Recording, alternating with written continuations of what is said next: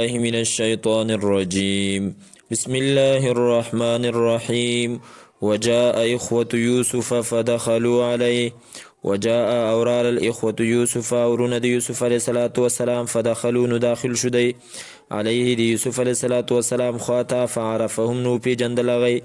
وهم او دی له دی یوسف علیہ الصلوۃ والسلام لرا منکرون ناشنا غنون کیو. ولما هر کلا جهزهم چې تیار کړو د دې لپاره بجهازهم سامان د سفر د دی. قال نو فرمایل حضرت یوسف ائتونی راول تاسو ماته باخ لکم ورور تاسو من ابيکم د پلار تاسو نه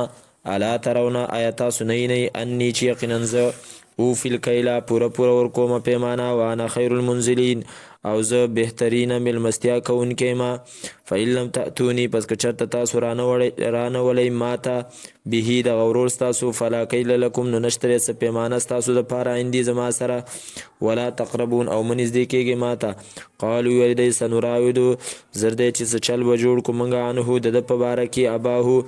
د پلار د ده نه. قالو ویل دی سنراودو زر دی چې موږ به مطالبه وکړو عنهو د ده په باره کې اباهو د پلار د هغه نه و انا او یقینا موږ لفاعلون خامخا کوونکي یو. وقال او ویلی حضرت یوسف لفتیانه خپلو غلامانو نوکرانو ته اجعلوا وګرځوئ تاسو بضاعتهم هغه سامان د دی پنګه د دی فی رحالهم یعنی پیسې د دی چې کومې د ځان سره راوړي پنګه د دی فی رحالهم په بارونو د دی کې لعلهم کیدای شي چې دی یعرفونها وپېژني دې لره اذا انقلبوا کله چې واپس لاړ شي الى اهلهم خپل اهل ته لعلهم د دې لپاره چې دی یرجعون واپس شي.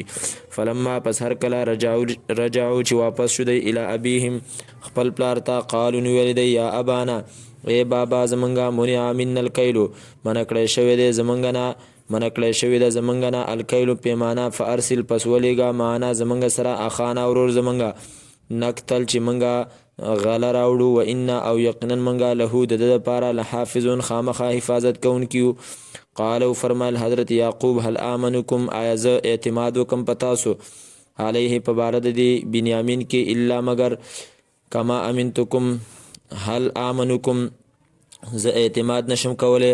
په تاسو باندې علیه په باره د ده کې الا مگر کما امنتکم لکه څنګه چې اعتماد کړی ما په تاسو علی اخی په باره د ورور د ده کې من قبل مخکې د دې نه فالله پس الله تعالی خیر حافظه بهترین حفاظت کوونکی دی وهو ارحم الراحمین او د الله تعالی بهترین رحم کوونکی دی. ولما او هر کله فتحو چې دی کلاو کړه متاعهم سامانونه خپل وجدون وی موندله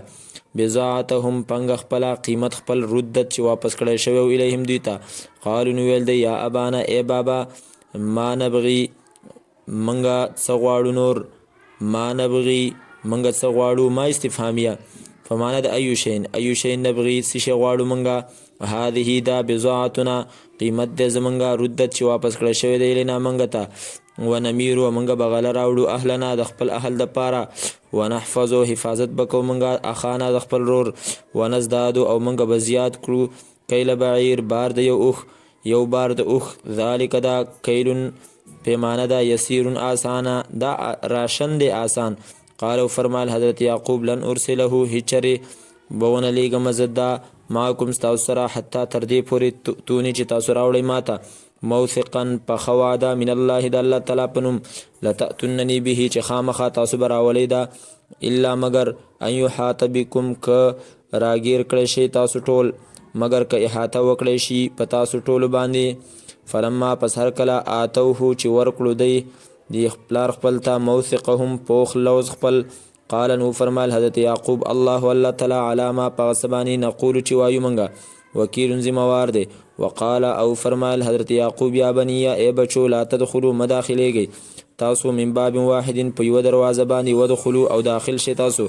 من ابواب متفرقه د دروازو جدا جداونه وما اغنی او زه فایده نشم در کولی عنکم تاسو ته من الله د الله تعالی طرفنا من شین څه شی وما اغنی او زه نشم بچ کولی عنکم تاسو من الله د مصیبت د الله تعالی نه من شین څه شی